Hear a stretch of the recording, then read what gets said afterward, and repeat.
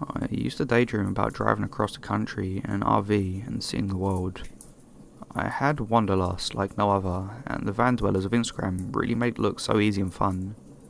I was hooked, and after I made up my mind, I bought a van and souped it up with a bed, drawers, storage, bike rack, and even a little bathroom area. The tiny home on wheels held so much potential, and the future looked bright, or so I thought. I made my way to the first destination on my list, Charleston, USA. It was beautiful, and I had dreams of spending most of my days on the beach and watching the sunrise and sunset each morning.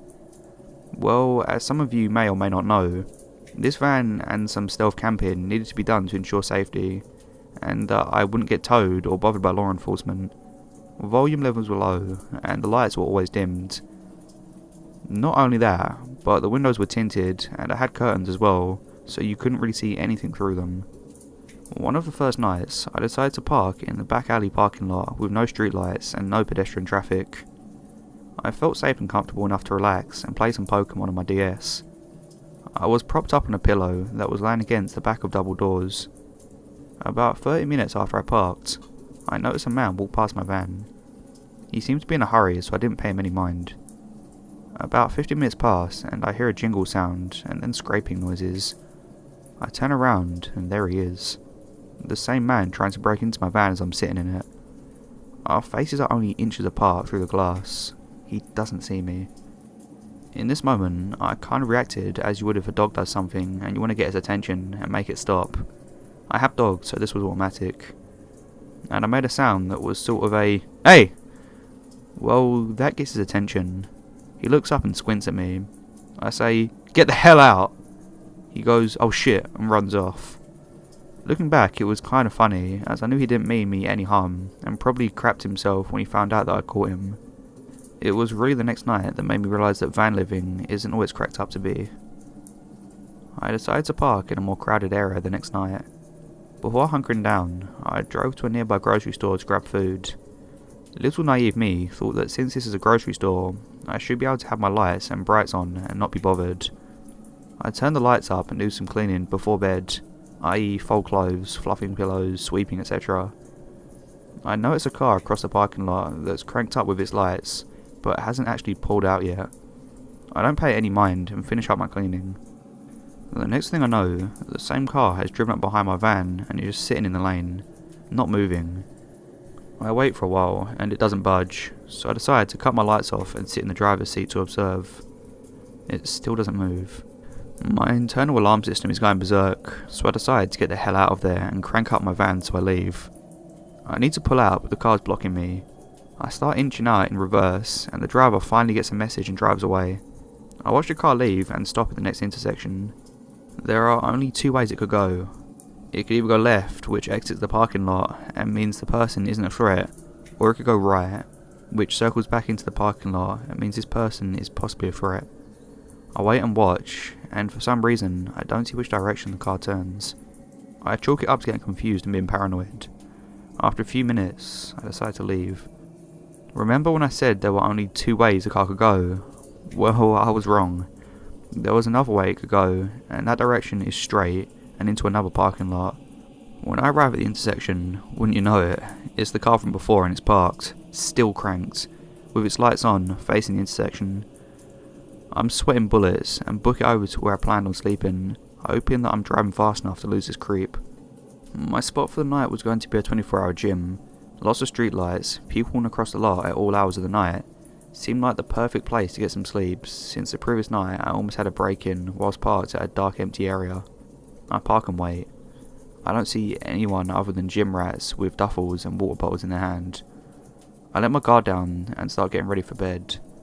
Just as I am reaching into the front seat to grab my phone, I see this car and finally the driver of the car, a white male, peering into the windshield of my van. And he does see me as my front window is the only window that isn't tinted. We lock eyes. I freak out. He starts circling my van with his vehicle, so I pull out and find a parking spot right next to the front door of the gym where he can't circle me anymore. Well, he doesn't give up. He just parks across me, still cranked, lights on, facing me. I understand that I'm in danger and decide to call someone that I know that lives in Charleston.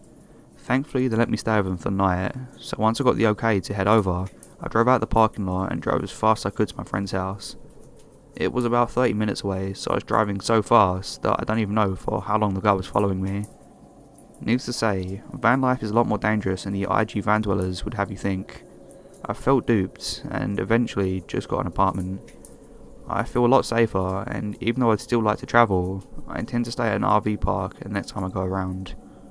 As far as the stalker that I encountered, how about let's never meet again, shall we?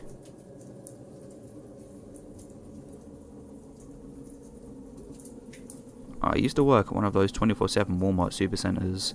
I was right out of high school, 19 and female, and worked as a cashier for 2 terrible years, where I was subjected to all kinds of abuse from customers and co-workers alike.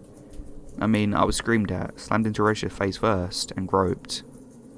However, the time that sticks out in my head the most is the time a customer tried to follow me home. I had just started my shift, and the second I got on the register, I had a line about 10 people long. For some reason, the Walmart I worked in never had enough registers open, so people were usually really mad and impatient by the time they got to me. I get right to work, and keep a smile plastered to my face while making minimal mandatory small talk. "How are you? Did you find everything?" Most customers were polite, but not very interested in talking, so it's easy to fall into a bit of a cashier robot mode. I get to this guy, who had only 2 items, yogurt and band-aids. I ring it all up in record time and neatly bag it, but the customer doesn't seem to be paying any attention. He wouldn't look at me, or answer my greeting. His eyes just stared down at the conveyor belt. Maybe he was just a bit zoned out. The conveyor belt didn't look too dirty. I hadn't had a chance to wash it yet, because the second I walked over to register, people lined up. Side note, always bag up your produce, conveyor belts get really nasty. I tell the man his total, which is something like $4.36, and he starts fishing in his pockets for exact change without looking up. Inwardly, I groan, but keep my customer service smile fixed to my face while I wait. He is wearing one of those muddy brown denim jackets with a load of pockets, and he has rifles, though I keep catching whiffs of stale BO and cigarettes. His hands were pretty dirty too, and all dried out from the cold weather. He dumps out an exorbitant amount of change on the counter, still looking at me, and I begin to count it all up. Everything is uncomfortably quiet. I can feel the eyes of every customer waiting in the line boring into me. All except for the guy who was then digging his pants too. He was about 30 cents short. I let him know once I was sure he wasn't going to find any more coins. It was then he looks at me, making this scrunched up face. His eyes were very dark, brown, almost black, as they pierced right into me, accusingly, as if I was lying or something. While he was watching, I counted everything again. "It's only 30 cents. Can't you just give me your employee discount?" "No, that's against the rules," I answered apologetically. "Want to put something back?" I wasn't about to get fired for giving someone a discount, which was only 10% if you're wondering. He wasn't the first person to ask for it, but most people pretended like they were joking. He wasn't joking. "No, I want them," he said, glaring at me. I was starting to wish he would start staring at the conveyor belt again instead of me. He was making me pretty uncomfortable. If I'd had 30 cents in my pocket, I would just pay it up myself just to get this guy to leave. He reaches over to the bag, but I turned the little bag carousel so he can't. That probably was a stupid move on my part, but it wasn't like he could steal anything, right? If my register was short 30 cents, my supervisors would be all over me. "I know you get discount, just plug it in." He completely blows up at this point, but I shake my head and look over at the other customers, probably with a deer in headlights expression. People watching, but no one does anything. This is just something that's inconveniencing them, even though I'm pretty scared. I'd already started flashing my register light so that the CSM would come, but they were notorious for taking their sweet time. "I'll get a CSM, but it might take a few minutes," I nervously offer, but the man just goes off and on about how it's not that much and how he needs it, with some explicit language thrown in of course. He leaves before the supervisor comes, grabbing all the change and shoving it all into his pocket before stomping off. I'm relieved that he's gone and continue working in uneasy silence. Everything seems gone as normal after that. My shift ends at midnight, and I managed to clock out on time for once. I didn't have a car, and would normally call my mum to come pick me up, but she was out of town, and it was too late to call anyone, so I decided to walk rather than waste my money on a cab. I lived about 20 minutes away, and felt pretty safe walking because you didn't really tend to run into any other pedestrians at that hour. After a few minutes of walking, I noticed a car was driving really slow behind me. The speed limit was 45 miles per hour, and the car was probably going about 10. I got a bad gut feeling and walked a little faster while trying to rationalise it. It could have been someone who wanted to offer me a ride or get directions, but no, whoever it was stayed behind me and didn't try to pull up next to me at all, even though they were going really slow. After about 5 minutes of this, the car finally turns off into one of those neighbourhoods. I was relieved, but it was short-lived. The driver parks his car on the curb and gets out his car, then comes jogging up to me. I realised immediately that it was a Yogurt Band-Aid guy. He's wearing the same exact muddy brown jacket, and he's staring at me with those dark eyes. I turn around and start jogging down the sidewalk, which is still icy, and he jogs right up next to me. I can hear the change jingling in his pocket. He doesn't say anything at first, so I try and run faster without slipping. This guy's been sitting in the parking lot for hours waiting for me to get off work. Apparently so. I feel him staring at me and turn my head to look at him while running as fast as I can on the ice. Inwardly, I thank my lucky stars that there was fresh gravel laid out, because I probably would have slipped in a classic horror movie cliche. "What colour's your underwear?" he asks. This question horrified and disgusted me, so my immediate reaction was, "Don't be a creep," and I punched him right in the face. I hurt my hand, and he stops running for a second, and bends forward a bit, clutching his face. I swear I heard him say, "Okay," but I just kept running, and I'm too scared to look back. I'm not too sure if he kept following me after that, but I didn't run home because I was too scared of him figuring out where I lived. When I made it home, probably an hour later, I went to my landlady's apartment first and told her what happened. I was really shaken up, and told her if she saw a suspicious guy around the building, she should call the police. My mum was out of town. I did still live with her at the time, and she didn't answer any of my calls, so I watched Disney movies until I was calm enough to go to sleep. The next day I told my managers at work what happened, but they didn't care. In hindsight, I probably should have called the police, but I was young, and I thought that if it was necessary, management would have told me to do it. Don't know why I thought that, considering they had a way of really not caring about their employees, and this sort of situation wouldn't have made them look good. This wasn't the only Walmart related instance where police should have been called, but weren't. I felt pretty angry that they didn't take me seriously or care that I was scared. I wanted to go home early because I was scared that the guy would show up again, but they told me no and made me go work the registers. I quit shortly after that. I never did see the Yogurt Band-Aid guy again, but it's been about 10 years, and I'm not even sure if I'd recognise him if I did.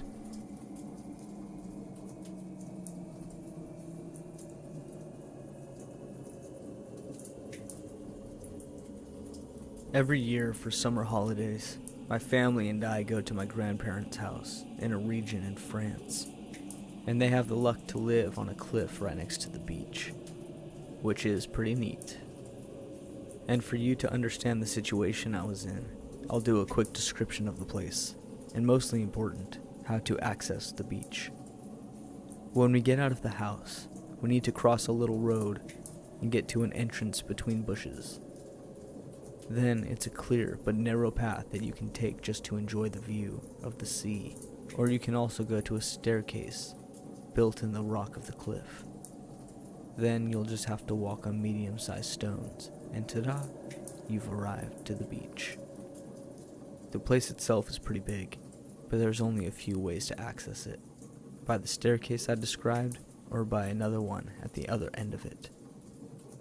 Also, a big thing to mention, as I grew older, I stopped building sandcastles and swimming with my family. I'm 18 and the older of 3 other siblings way younger than me, so I was done playing with child's games, and I started to climb the cliffs for fun.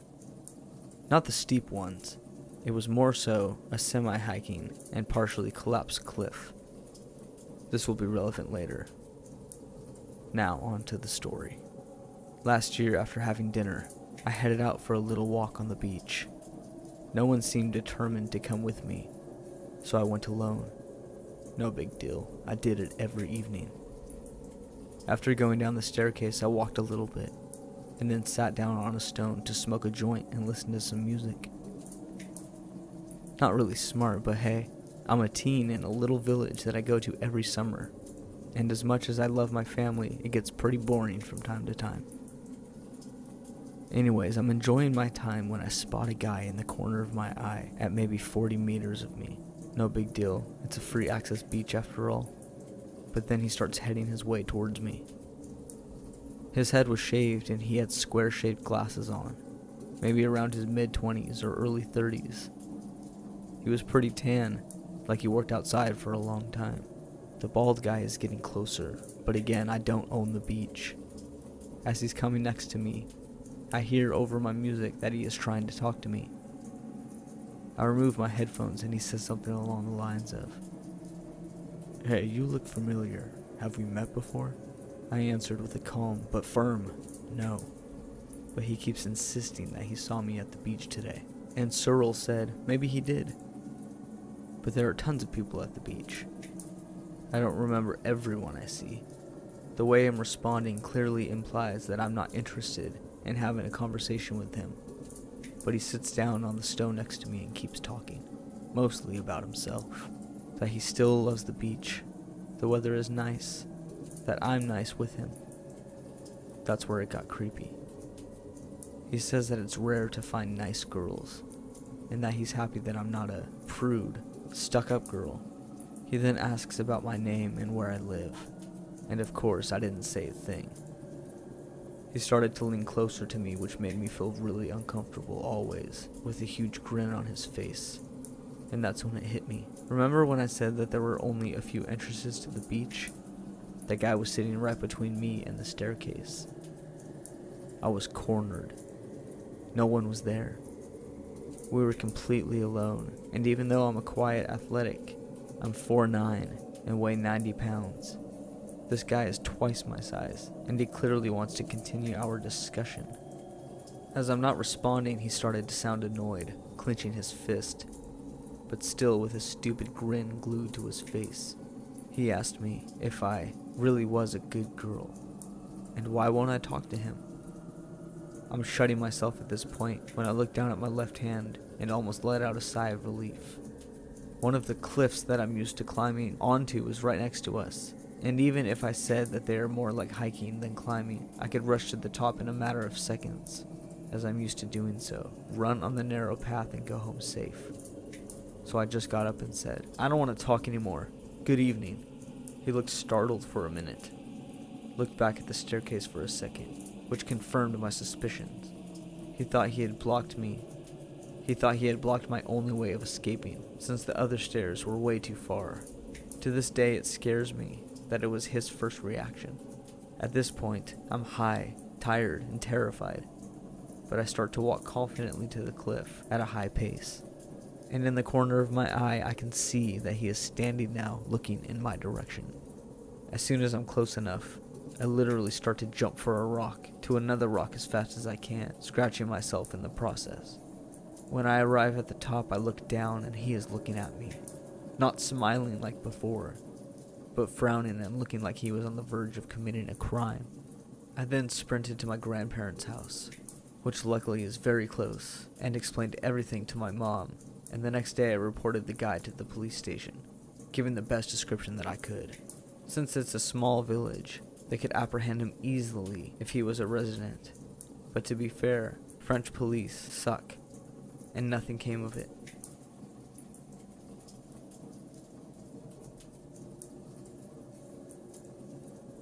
This happened probably about 15 years ago, pre-cell phone days. My mom and I had gone to a movie at the movie theater by my house in the evening. It was so fun and I really enjoyed our time. My parents were really awesome and took us out for outings like this on occasion, sometimes as a whole family, sometimes just one-on-one. The movie theater we had gone to had one of those Dance Dance Revolution games, and at the time I was in love with those games. I begged my mom to let me play it, just once, before we went home. She said yes, and stood to the side of the machine while I booted up the game. I was wearing terrible shoes to play. They were like dress shoes with a slight heel, and so I didn't do very well. So I only wanted to play one round and then leave. As I was playing, a man had walked to my mom and had started a conversation. I have no idea what it was about, but my mom is a very polite person, and so she made small talk as she waited for me to finish up. I finished and we went to make our exit, and this is where it got weird. The movie theater itself did not have a very big lobby. but it had 2 sets of doors with parking lots on either side. The front door came out into a larger shopping complex, parking lot, and then the back door faced out into a small parking lot with overflow parking across the street. The doors to both sides were also flanked by very large, floor-to-ceiling windows that allowed pretty good eyesight into the parking lots. I thank God we had parked in the front parking lot, because at the time there was not much happening in the back, and way less people. The man had walked out with us to the parking lot to go to his truck. As a child, my siblings and I were always taught to be wary of strangers, even the ones that seemed kind. For that reason, I was very on edge that this man continued to walk with us and make conversation with a woman and her young child. I kept thinking that I should say I had to go to the bathroom so we could go back inside the busy, well-lit theater. My mom must have been thinking the same thing and stopped very abruptly and said to the man that she had forgotten something inside the theater, and very firmly and quickly led me back into the movies and into the woman's bathroom. We got inside the woman's bathroom. My mother very quickly explained to me that the man had been digging around in his pockets and kept saying that he couldn't remember where his truck was. My mom explained to me that she did not want the man to know what our car looked like. I suspect now that she was worried that he would overpower us and force his way into the car. He was probably 300 pounds easy. I was a very anxious child, and having my gut feeling confirmed by my mom set me into hysterics. I was crying hysterically and begging my mom to please tell the theater and have us walked out to our car, or have them let her use their phone to call my dad to come meet us. Kudos to my mom, who I know was very scared and said so, but told me to remain calm, and we would wait inside the theater for a little bit, so she could think about what to do. Holding my hands, she led a now terrified me into the lobby and looked out the window. The man was standing a ways away from the door. We stood back from the windows, so to this day I'm not sure if he could see us or not. I was frantic at this, and I was convinced that harm would come to both of us. My mom told me not to worry, and that we would stay in the theater as long as we needed to. Finally, after what seemed like a good 30 minutes, the man gave up and walked out into the parking lot. We remained inside the theater after he had walked away for a good 15 minutes. We left as other people were leaving and made our way to the car swiftly. Obviously, the man did not follow us or cause us any harm, but my mom was very frightened. When we got home, my dad was upset that this happened. She and I both are reserved people, so I'm sure the reason my mom didn't say much to the theater or call my dad is because she didn't want to make a scene or cause any trouble. I am thankful she has taught me street smarts, and they have saved me from a lot of situations as I got older and did not have her by my side. The best advice she would give me was that any decent person would not be offended by a young girl or woman being afraid of them or declining to help them, as they would understand why.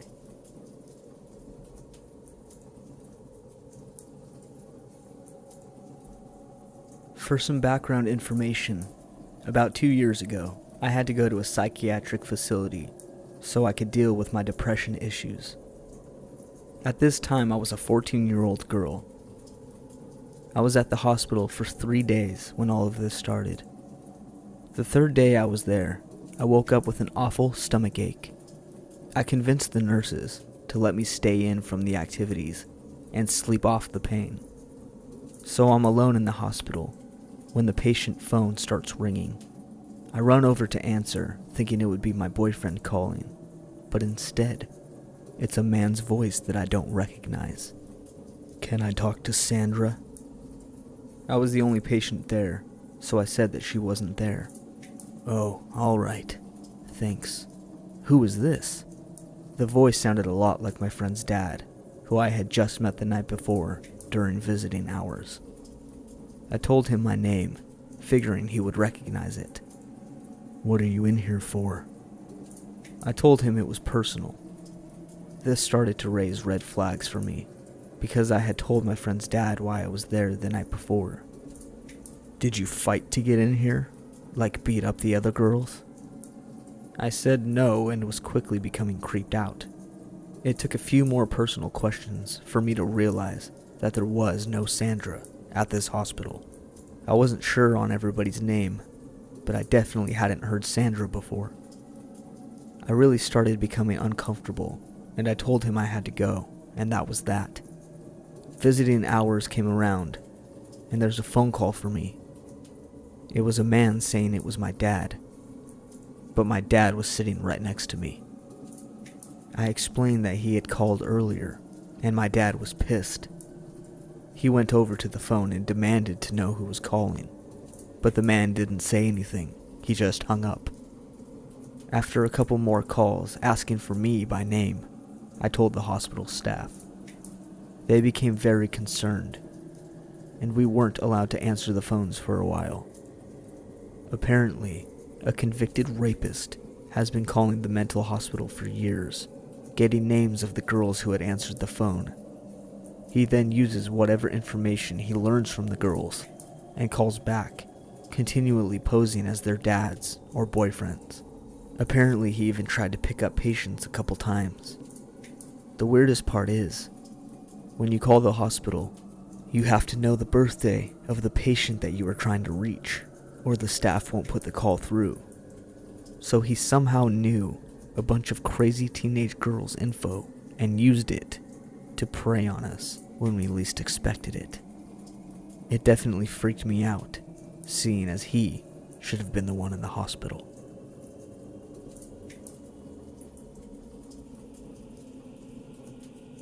This is something that happened to my daughter a few years ago, when she was much younger and very much enjoyed stuffed animals. We were shopping around 9 PM in our local Walmart, and it was a few weeks away from Valentine's Day. As Walmart loves to take advantage of the holidays and pack girls with stuffed animals, my child was in 7th heaven. We took a look and she fell in love with a giant black and white stuffed panda. This thing was about 4 feet high and super plushy. It was the last panda of its kind, which is important to the story, so I put it in our car to buy it for my daughter. We shop some more and get to the checkout line. Enter creepy panda lady, CPL for short, and her daughter. While we're standing in line, they get extremely close to us, and the woman starts off by talking to me. CPL, I see you took our panda. You know, I've been wanting that panda for my daughter for the past month. Me, I grabbed the panda off the shelf. I'm sure there's more if you go back and take a look at the aisle. CPL, oh we did, and the only panda we can find is pink and dirty. You need to give me back my panda. Me, no thanks. CPL, you need to give me that panda or my daughter's going to be so upset. Can't you see you're making her cry? At this point, I had my daughter move in front of me and in front of my car to get away from the crazy, and we approached the cashier. I stopped engaging with the woman, as she clearly was trying to intimidate me by her body language, and I wasn't going to give in. P.S. This woman's daughter was about 16 and quite dry-eyed. CPL, I can't believe you're buying my panda. You'll regret this. My daughter and I finished paying and took the cart out to the car to load it. I wish the story ended here, but alas, it doesn't. As we're approaching my car, CPL has apparently been watching us and got to her car, then decided to run us down as we walked to our car in order to get the panda from us. Our car was parked at the back of the lot and she drove past us, coming very close as we were walking, twice.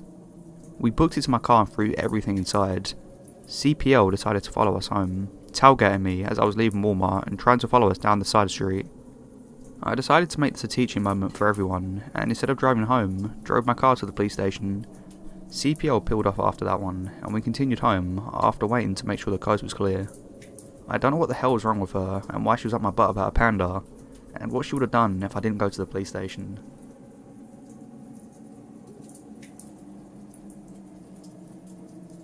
It never really crossed my mind that this could constitute as a let's not meet scenario until just a minute ago when I was browsing this sub and realized that this encounter had a lot of similarities with the posts here.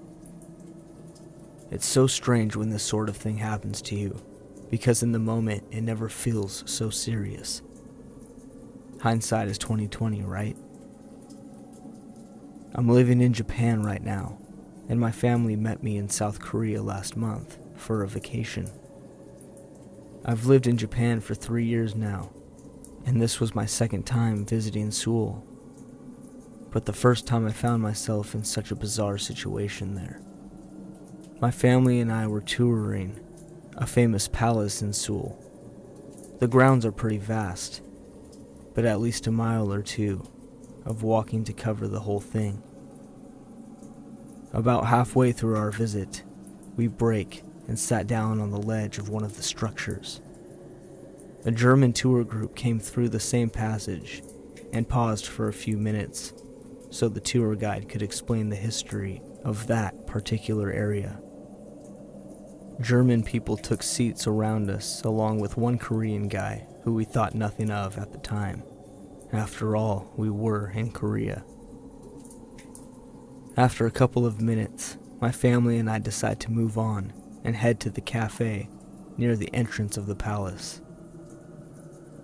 The tour group had obviously stayed behind, but one guy got up around the same time we did. Yeah, the one Korean guy. We didn't realize until about 5 to 10 minutes outside of that area, but one of my sisters pointed out that this guy had been following our path very closely, enough to be suspicious. By the way, it's worth mentioning that we had 7 people in our group. Me, my 2 sisters, my mom and dad, my uncle, and my brother-in-law. We definitely had the power in numbers thing going for us. My family is also incredibly confrontational when we need to be. So after my sisters and I noticed something weird was going on, we stopped walking, and the guy stopped walking too.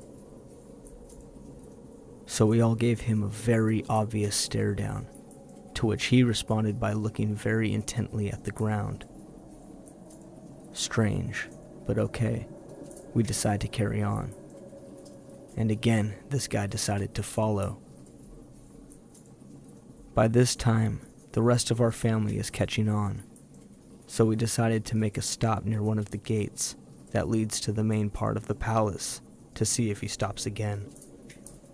Sure enough, he does, and sits himself down on the ground, trying to play it off like he's doing his own thing. We give it another minute or two to look like we're having a conversation before moving along again. And you guessed it, this guy stands up and tails us right to the center of the main palace building, where we stop again when we see he's still following. This time, there's not really anywhere natural to stop and take a seat, so he stops dead in his tracks a couple feet away from us. At this point, there's no way anyone can deny that he's straight up stalking us. So my dad and uncle turn right to him and say, "Is there a reason why you're following us?" Maybe this guy couldn't understand much English, but I think the sentiment was probably pretty obvious. But the guy doesn't even try to respond. Doesn't even make eye contact with them. He's just silent, staring kind of dead-eyed at the ground. My sisters and brother-in-law and I decide at this point that we've got to find someone who works there. There's nothing inherently threatening about this guy, but something about him is kind of eerie. I mean, on the top of the fact that he's been overly stalking us for over 20 minutes at this point. There are no guards or staff in the immediate area, so we all pick up the pace, and of course, our guy picks up the pace right behind us as we head over to the cafe. My brother-in-law and I get to the cafe first and find a staff member at the counter. We tell her what's going on and she seems to understand immediately and goes to get her supervisor from the back.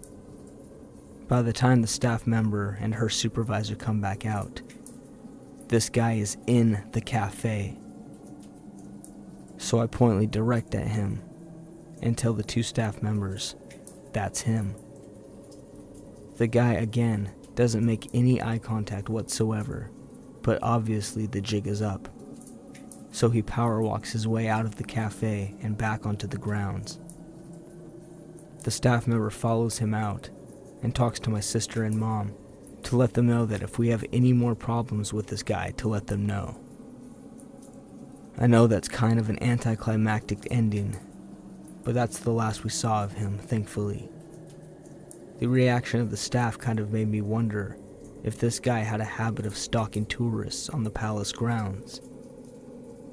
We realized after the fact that he must have been tagging along with the German tour group beforehand. Maybe he thought we were a tour group that he could blend into. But while 7 people is a large number, it's definitely not large enough to go unnoticed, especially when we're a family who's going to question the new member. In the end, my uncle and I kind of assumed he was probably just a perv trying to get close to an exotic foreigner. I've been stalked in Japan in similar ways before, and my uncle who lives in Asia said similar things happen to women where he lives, but never in a group setting like this.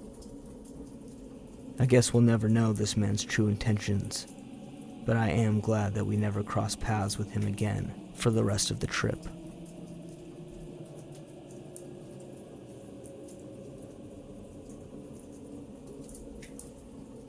I, a 20-year-old female, and my fiance, a 21-year-old male, decided to get some groceries from a local Walmart, which to start with isn't the best area, but it's normally perfectly safe to go during the daytime. The dollar store is only one store over in the plaza, so we parked in front of it and got a few things first. When we left, I decided to walk to the Walmart by myself. I told my fiance to put the groceries in the car and I'd go to the side entrance to wait. I watched him head over to the car and then started walking over to the entrance. About 10 yards from the entrance, in this corner of the front that was back away from the other people, this random guy, dressed like a stereotypical fedora wearer, with a leather coat over it for a lack of better explanation, was standing there by his motorcycle, watching me walk to the entrance. When I got about 10 yards from him, / the entrance, he started yelling out, "Hey, ma'am!" As I was the only person within his line of sight, my fiance couldn't be seen. I ignored him, literally no reaction or pause at all to him, and kept walking. I ended up walking in and waiting inside for my fiance. When I got in, he was still yelling, "Mum!" after me. So my fiance and I do our Walmart shopping thing, as one does, and we check out. My fiance said he had a weird feeling. He said he had seen the guy calling after me and watching me, and had me go on his right side. So I was up against the visible side of the hallway that leads to the side entrance we came through. On the other side of the hallway are the vending machines. All are about 4 feet or so apart. When we walked around the corner, the guy who had been calling after me was hiding between 2 of the vending machines waiting for me. He obviously didn't expect that I would come with someone, so he said nothing. We quickly walked out and went to the car. As we drove off, I saw him sulking back to his motorcycle texting someone. I don't know what he would have done if I was on my own, but it can't have been good.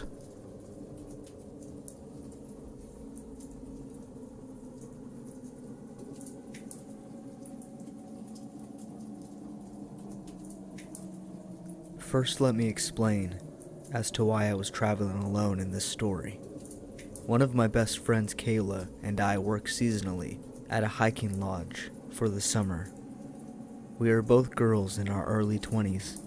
She lives and goes to school in New Brunswick, and I live and work as a chef in Toronto for the winter. We decided this year, as I bought a car, instead of flying back home, we would do an epic Canadian coast-to-coast road trip. Everything was going wonderfully, so wonderfully in fact, that we ended up staying longer in a few unexpected places and had to cut our East Coast portion of the trip short. Now my friend Kayla started her schooling November 1st, so I dropped her off at home in New Brunswick on Halloween and stayed the night at her place, planning to head back to Toronto the next day. After a few glasses of Chardonnay and some laughs, I decided I could not come this close to the East Coast and not see the Cabot Trail in Nova Scotia. So knowing I still had a week more of vacation before my winter contract, I hastily booked a hostel for the next day, November 1st, at the Acolyte Hostel on Cabot Trail. When I booked, only one option came up. I assumed because I waited until the last minute to book. A private dorm with a queen-sized bed for $35. I thought, what a bargain, and booked immediately. I left Kayla's house in Moncton at 7 a.m., knowing it was a long drive. The Cabot Trail is roughly 150 kilometers long, so I thought to be safe, I'd plug the hostel address into my Google Maps and head straight there to get my bearings. I would arrive at the hostel at roughly noon. Knowing it was too early to check in, I figured I'd consult with the front desk and figure out the nearby hiking trails and bring my bags in later. I was about to arrive at my hostel, according to Google, but all around me was nothing but farmland. Google instructed me that my destination was on my left, but I saw nothing. About 50 yards up the road, I saw a wire bar, bent to look like the letter A, spray painted bright red. I was staying at the Acolyte Hostel, so I guessed that must be the place, and I followed the dirt road. It led me to what I can only describe as a dilapidated barn. No signage. There were 2 cars parked in front, so I parked alongside and got out of my car to try and figure out where I was. Once I got out, a smallish man, around mid-40s, with dark hair and intense eyes, popped out of the barn and asked me if I was staying with them tonight. I said yes. He asked why I booked so last minute, and I explained to him my situation. Seemingly satisfied with my answer, he insisted on taking me on the grand tour of the barn.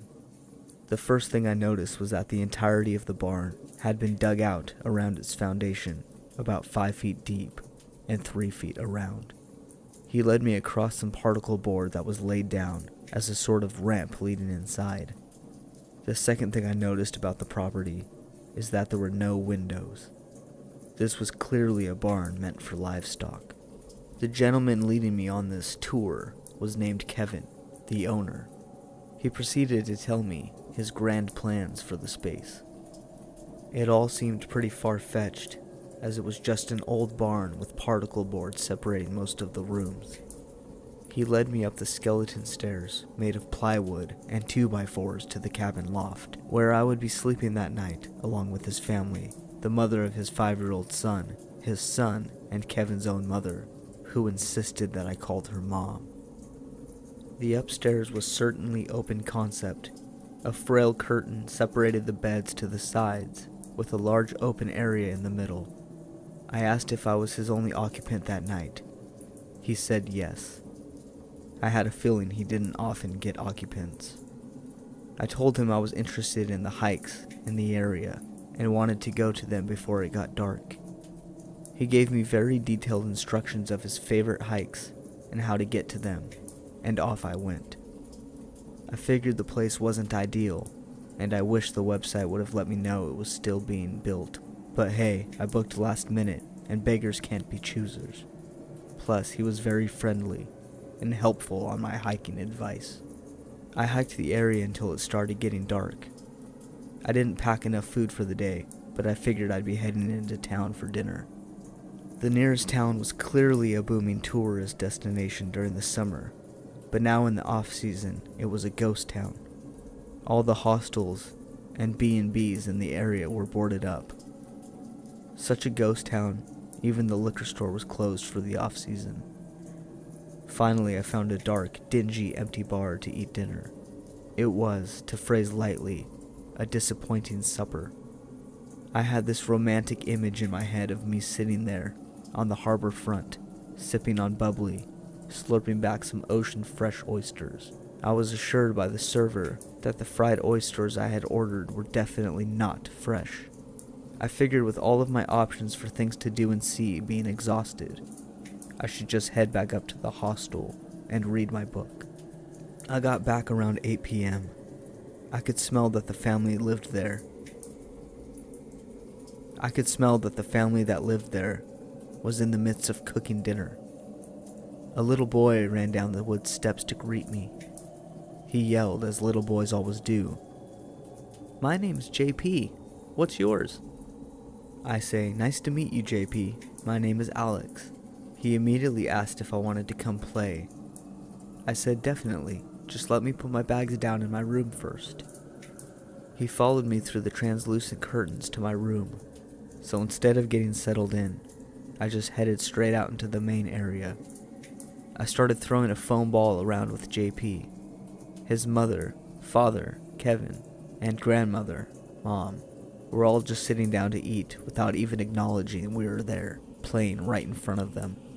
The mother and father just start what seems to be a basic argument, which then turns into them yelling at each other.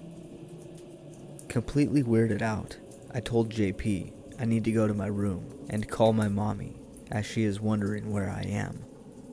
Of course, the boy who doesn't understand proper boundaries yet follows me through my curtains and sits on my bed. I tried taking his attention away from his family fighting, so I start asking him where he goes to school, what his favorite color is. His mother starts calling for him. He doesn't answer. Instead, chooses to sit on my lap and hug me. Not wanting to cause any problems, I yell to the mother that he's in my room. She runs in and snatches him off my lap and yells to the father, "I know what you're like when you get this angry. I'm taking JP. Don't follow us." I hear her book it down the stairs and him run after her. I hear a car start up in the lot, and not just drive, but peel away out of the driveway. I hear him cursing. A door slams, and then the sound of the excavator I had seen outside earlier that day came on. I guess he wanted to do some handiwork to let off some steam. Now just left upstairs is me and Grandma, who still insisted that I called her Mom. I walk out of my not-so-private curtained room with my bag and I say, "Listen, you guys have been great hosts, but I should go." She starts rubbing my arm and telling me to stay, explaining her daughter-in-law doesn't understand Kevin like she does, and she's the real problem. Now I'm ready to tell the mom to screw off and just leave, until I realize she still has a knife in her hand from cooking dinner. It's only a 4-inch paring knife, but with intent, I'm sure it would do some damage. I don't think she meant it as a threat. I think maybe she was just a kooky old bird who didn't understand. Maybe don't hold a knife while trying to console a stranger. So I go along with what she is saying, while she rubs my arm with one hand and flails the knife around with the other. I inch closer and closer downstairs and towards the door. She keeps rubbing my arm and my shoulders with her free hand, telling me to stay, and that her grandson is special, and before I even booked the night, he had a premonition that I would be staying with them. As soon as I get out to the door, I run towards my car. I start my engine and back up in the lot to get out of there. Kevin in the excavator blocks the path with about a 5-foot ditch on one side of the drive and forest behind me. He gets out and says he's sorry and tells me I should stay. He'll make it up to me. Grandma comes out with the knife still in her hand, saying that it's Kevin's fault that I'm leaving. They bicker for a full 5 minutes until I yell that if they don't let me leave, I'm calling the police. All of a sudden they get super defensive, like I'm the one being unreasonable. So I turn off my engine and start to dial. Kevin gets back in his excavator and starts backing up. As soon as he's far enough, I can see an opening to drive across the grass. I turn my engine back on and rip out of the drive.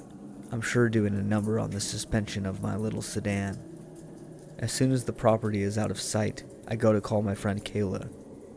No service. I remembered back to earlier in the afternoon when I first got to the hostel. I was going to check my messages and saw the no service sign. Even if I wanted to, I wouldn't have been able to call the police. I drove the 6 hours straight to Moncton, New Brunswick, and stayed with Kayla.